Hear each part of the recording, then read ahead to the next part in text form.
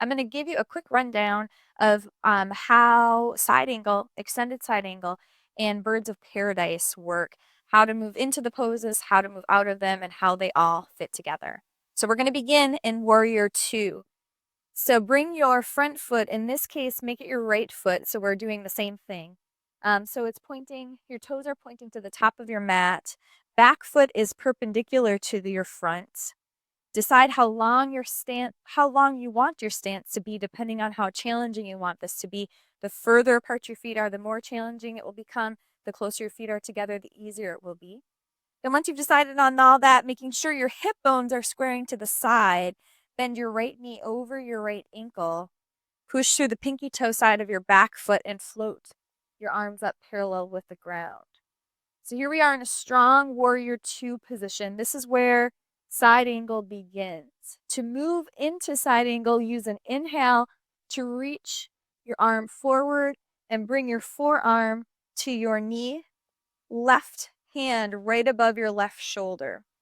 So a lot of times with this one, the big mistake people make is they let their shoulder, they kind of sink into their shoulder here. You want to keep yourself strong, so make sure you have a lot of space between your shoulder and your ear. In regard to your gaze, you can look forward, up at the sky, or down at the ground, whatever feels best on your neck. We want to gently open with side angle pose, so pull your left shoulder, your top shoulder towards your spine, moving your chest towards the sky. Now, if at any point you need a break, you can straighten your front leg. Here we are in triangle pose, so notice that they're very similar poses. The main difference is that in triangle pose, your front leg is straight. In side angle pose, you're in the lunge position. Now, you can do a lot of fun things with this. For example, you can hook your elbow on the inside of your knee, make prayer hands. Another thing you can do is move into extended side angle.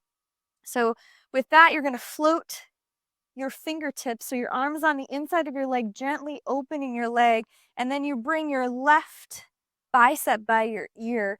You lengthen from the pinky toe side of your left foot all the way out through your left fingertips.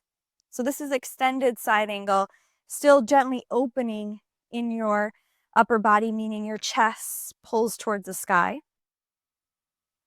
If you want to do Windy Warrior, that's another option. In that case, you bring your right bicep, so your bottom bicep, up. So both arms are parallel with the ground. That takes a lot of strength. Then often from here, keeping this leg stable, you come up and over like a big windmill into Reverse Warrior. Okay, so let's come back to Warrior Two. Take a quick break by straightening your leg. So we did regular side angle. We did extended side angle, Windy Warrior. Now I'm going to show you a few more things. A bind or a half bind, a bind in this position, and then from there, moving into Birds of Paradise.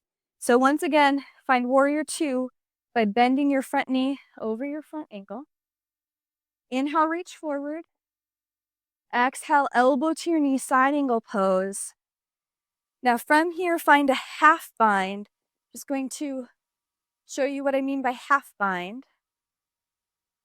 You can stay just like that. Or for a bigger challenge, you can reach this arm down and around, grab your fingers or your wrists. This is a full bind. So I'm going to show you what a full bind looks like from this angle. Again, half bind, full bind. Chest pulls towards the sky. Now from this position, a full bind is where we move into Birds of Paradise. So if you want to try a really advanced pose, then to move into this one, you're going to bring your left foot up. So notice what I did there. I put my body weight in my front foot and allow myself to bring my left foot up. I keep the bind, I keep a bend in my left knee to begin with. Then I slowly come up. Core is strong. Can stay like this. So you're slowly working your way up to a straight left leg. Then Once you get there, you can work towards a straight right leg. Now to move out of this position, you bend your right leg first, then your left leg, bringing your right leg slowly to the ground.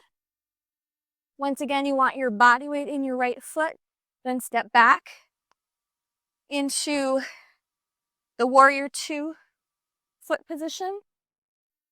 Release your bind.